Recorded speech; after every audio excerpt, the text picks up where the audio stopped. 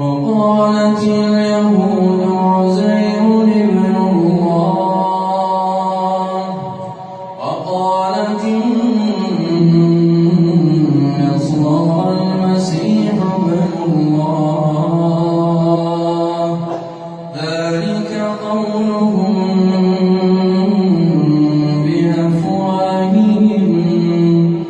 يضاهئون قول الذين كفروا من قبل قاتلهم الله أنى يؤفكون اتخذوا أحبارهم ورهبانهم أربابا من دون الله والمسيح ابن مريم وما أمروا إلا ليعبدوا إلها واحدا لا